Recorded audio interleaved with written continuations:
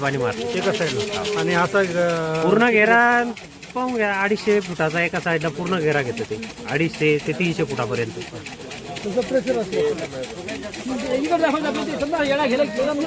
हे सध्या त्याची साईड ऍडजस्ट केलेली पूर्ण फिरतं ते गोल. पूर्ण राऊंड घेतं का?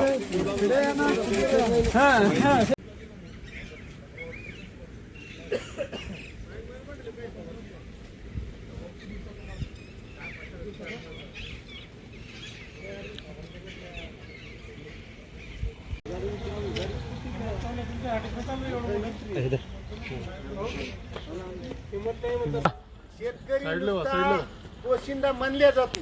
खरंच त्या शेतकऱ्याला तितकी किंमत दिल्या जाते का, हा सुद्धा प्रत्येक शेतकऱ्यानं विचार करण्याचा प्रश्न आहे. नाही तर पोशिंदा मानायचं आणि आपलं पोट फुगवायचं, नुसत्या मोठेपणाला काहीच किंमत नाही. त्या शेतकऱ्याला खरी किंमत मिळणं गरजेचं आहे. त्यावेळेस त्याला पोशिंदा मानता येईल. धन्यवाद. मशीन आहे तर ह्याच्यामध्ये ही सेमी ऑटोमॅटिक आहे. एका वेळेस ह्याच्यामध्ये आपण 3 कामं करतो. बेड बनवला जाईल, हळदीची पेरणी केली जाईल आणि ठिबकची नळी टाकली जाईल. हे ग्राउंड व्हील आहे. ज्यावेळेस मशीन चालतं त्यावेळेस हे ग्राउंड व्हील जमिनीला खाली असं सोडलं जातं. तो हळदीचा आहे ना कुणी ग्राउंड व्हील जसं फिरत राहील तसं हे 2 जे व्हील आहेत ते फिरत राहतात. इथं बसलेली जी लोक आहेत ते काय करतात, यातून उचलून एक एक एक एक खांड याच्यामध्ये टाकलं जातं. जसं मशीन पुढे जाईल तसं यातून हे खाली खांड बेडवरती त्या 2 लाईन मध्ये पेरलं जातं. आता जे हे मशीन जे सेट केलंय ते 9 इंच अंतर आहे. 2 खांडामधलं 2 रोपातलं अंतर आहे ते 9 इंच आहे आणि 2 ओळीतलं आहे ते 45 सेंटीमीटर अंतर ठेवलेलं आहे. तर अशा प्रकारे ह्याच्यामध्ये 3 काम होतात. बेड बनणं, 2 लाईन बेडवरती पेरणी करणं आणि ठिबकची एक नळी टाकली जाते हळद पेरणी यंत्र, किंवा ह्याच्यावरती आपण आलं पण घेऊ शकतो.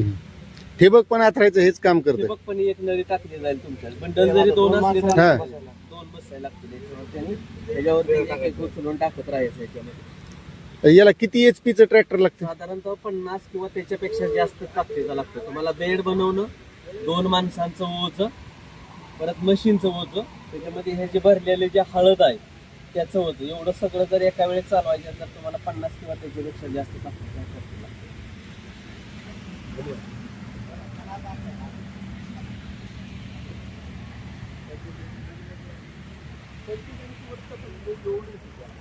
तुम्ही जर बेड आमच्याकडचा जो बेड बघितला तुम्ही हळदीचा जर बेड बघितला ना, जवळजवळ 14 इंचाचा, म्हणजे इतका उंच बेड होऊन जातो.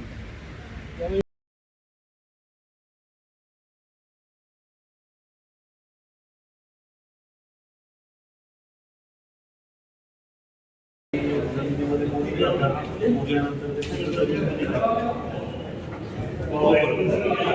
याच्यामुळे कसं की आपण जेवढं झाडं लावले, 100 झाडांना लागलेलं जे पर्टिक्युलर एवढं लागतं तेवढं दिलं, तेवढं सोडलं ते 100% त्या झाडालाच दुसरं वाया जातं. आपण टाकलं तेवढं झाडाला केमिकल ते वेगळं ते वेगळं. तुम्ही जो युरिया टाकता, हे जे टाकता त्याच्यामुळे जमिनीचा पोत पण खराब होतो ना. फर्टिलिटी ज्याला म्हणतो आपण ती खराब होते.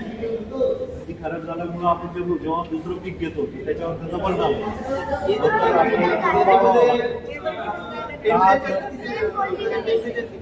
त्याच्यामध्ये आपण सगळं टेम्परेचर, ह्युमिडिटी मेंटेन करता येतं. जसं क्रॉपला लागतं तसं ठेवायचं असतं. बरोबर. सध्या